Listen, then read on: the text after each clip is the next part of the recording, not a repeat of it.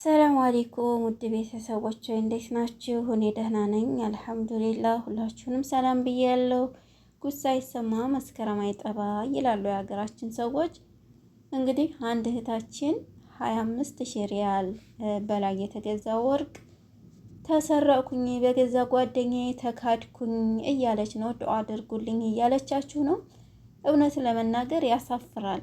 ይሄ አይደለም በምታውቁት በማታውቁት ሰው ለራሱ እንደዚህ አይነት ነገር ማድረግ ለህሌና ጸጸት ነው። ኮመንቷ ይሄው እዚህ ጋር አንብቡት። እንግዲህ ቤተሰቤ ናት። እውነት በጣም ነው የሚያሳፍረው። የሰው ገንዘብ ምን ጊዜም ቢሆን ደስታ አይፈጥርም።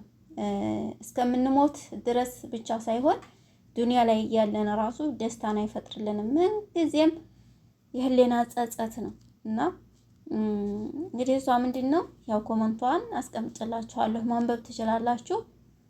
ኢጃዛ ቤት መጥታ ከኢጃዛ ወደ ሱቅ ስትሄድ ለአንዲት ጓደኛዋ እስከመመለስ ድረስ ወርቄን ያዥልኝ ብላ ትሰጣታለች። አስባችሁታል? ነገር ግን ይቺ ልጅ ሱቅ ደርሳ ስትመለስ ጓደኛዋ ወርቋን ሽምጥጥ ታደርጋታለች። ሰጥቼሻለሁ ብላ ካዴቻት ማለት ነው።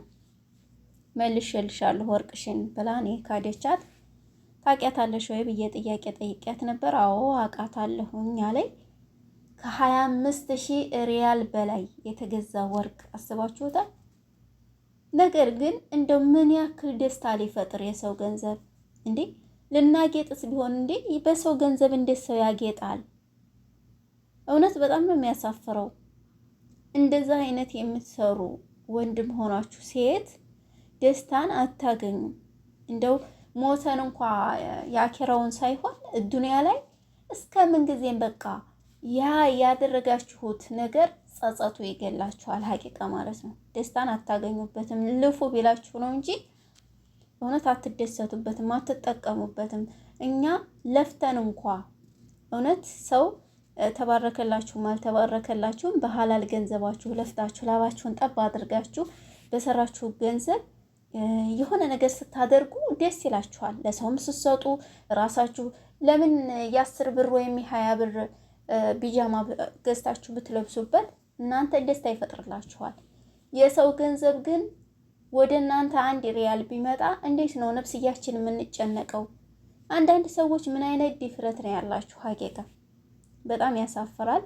እንደገና ደግሞ እኔ ውድ ቤተሰቦች ብዙ ጊዜ የወርቅን ዋጋ ስነግራችሁ አያይዤ ተጠንቀቁ፣ ጊዜው ከፍቷል፣ ሌቦች ተሰራጭተዋል፣ ወንድ ወይ ሴቶች አይልም፣ ሌባ ሌባ ነው፣ ጾታ አይለይም። ስለዚህ ጥንቃቄ አድርጉ። በየኢጃዛ ቤት ታሁን በፊትም እኔ ተናግሬያለሁ። ኢጃዛ ቤት ገንዘባችሁን ወርቃችሁን ስትር ብላችሁ ተቀመጡ።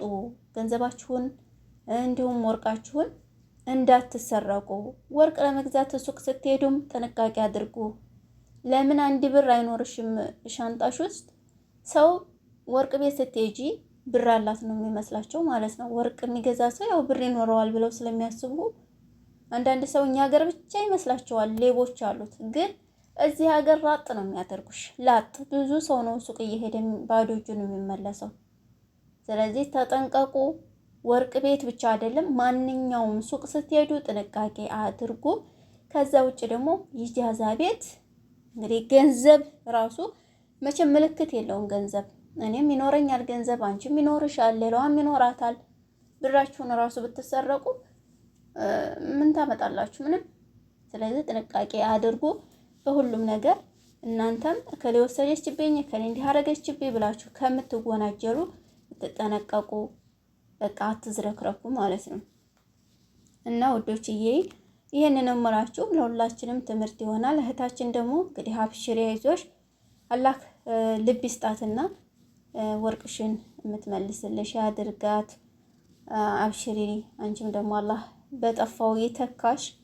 ምን ይባላል ሌላ? እውነት ኮመንቷን እያነበብኩ እንደው በጣም ነው የተናደደችው። በእርግጥ ያናድዳል አይደለም? 25,000 ሪያል ለምን 10 ብር አይሆንም? ያለ አግባብ ሲወጣ በጣም ያናድዳል። አብሽሩ ውድ ቤተሰቦቼ። እንግዲህ የሰው ሀቅ የሚበላ ሰው መጨረሻውም አያምርም። ዱንያ ላይም ጸጸት ነው የሚገለው። አላህ ልብ ይስጣቸው። ሌላ ምንም የሚባለው ነገር የለም። ዱአ አድርጉላት ለእህታችን ማለት ነው።